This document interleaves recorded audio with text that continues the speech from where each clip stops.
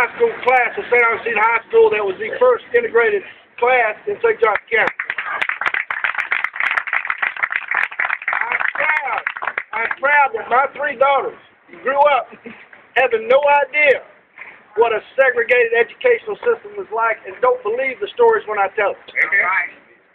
I'm proud that all of you are gathered here today on what is a beautiful day compared to the weather we've been having. But it's not quite warm enough for me. But I want to remind you, we were this morning at the World Golf Village for the breakfast, and that's a beautiful place and a wonderful place to gather. But today we have come down here. This has a special feel, and I'll tell you why. Because just like you visit the battleground of Gettysburg or the battlegrounds of Yorktown, look right around here because you are in a battleground. And in 1963-64, this was a battleground for civil rights.